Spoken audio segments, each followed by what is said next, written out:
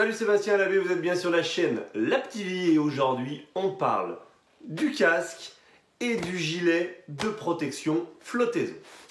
Let's go. Et une fois n'est pas coutume, on va commencer cette vidéo par une question. Utilisez-vous, portez-vous un casque et un gilet quand vous faites du kite? Mettez-moi ça en commentaire, on démarre là-dessus sur un premier constat des habitudes des glissous. Putain mais non glissou, qu'est-ce que tu fais du style? Le casque et le gilet c'est pour les nuls, c'est pour les mecs qui n'ont pas le moindre style, putain. Alors, est-ce que vous faites partie de ceux qui mettent un casque, un gilet? Est-ce que vous faites partie de ceux qui n'en mettent pas parce que, brigade du style oblige, ça ne fonctionne pas? Toujours est-il que le kitesurf, c'est un sport qui peut être dangereux et protéger votre tête et protéger vos côtes, vos dos et votre abdomen, ça peut être une bonne idée. Alors je vous fais cette vidéo suite à la vidéo que m'a envoyé un des abonnés de la chaîne, un rider qu'on connaît bien, qui suit la chaîne fréquemment, qui est souvent dans la zone commentaire. Il s'agit de Florent Cotte et il nous a envoyé une vidéo qui m'a fait me dire ah ouais quand même.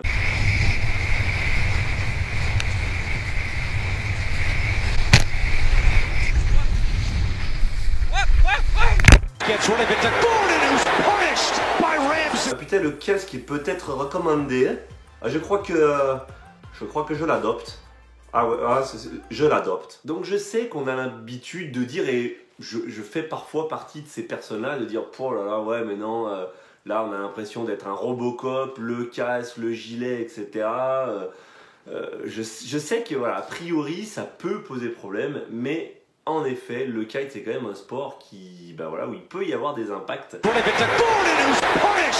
Il peut y avoir des impacts avec quelqu'un, il peut y avoir des impacts avec des choses nous entourant, il peut y avoir des impacts simplement avec l'eau, une mauvaise chute sur un seau et on va se casser les côtes, voire même on va se faire très très mal, se casser quelque chose. Donc oui, si on prend le kitesurf comme ça, oui, le kitesurf est un sport de contact, est un sport où il va y avoir des impacts.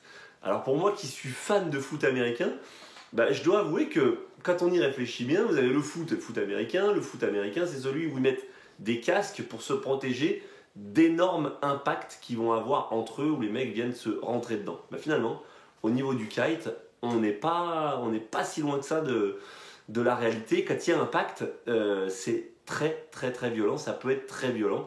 Et donc oui, le casque va être essentiel, va être hyper important et va vous protéger. Alors j'ai pas dit que ça vous mettait 100% à l'abri des blessures, mais en tout cas, c'est une protection qui va être indispensable.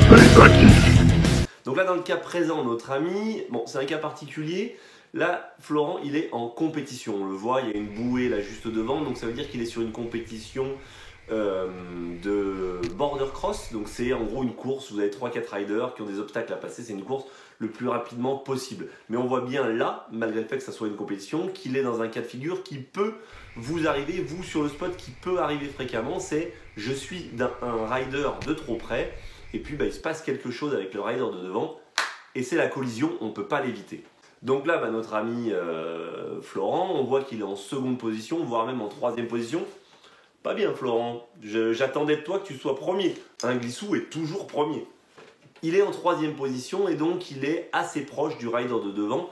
On voit qu'il souhaite le dépasser peut-être après le franchissement d'obstacle. Sauf que le rider qui est devant, lui, a un autre rider devant et donc du coup il choisit, pour pouvoir gagner un peu de marge, d'abattre un peu sous l'obstacle, donc de retomber à l'extérieur de l'obstacle pour pouvoir éventuellement griller le rider qui est devant par l'extérieur, c'est-à-dire sous le vent. Florent, il arrive sur l'obstacle, sauf que c'est trop tard, il ne peut pas reprendre de quart pour remonter au vent. Lui aussi se dit que peut-être il va passer en dessous. Et à la réception, qu'est-ce qui se passe? Le rider d'avant, forcément, il y a une perte de vitesse. Quand il réceptionne, le temps de relancer l'aile, il y a une perte de vitesse. Sauf que Florent arrive derrière, pleine vitesse, et paye ta quiche.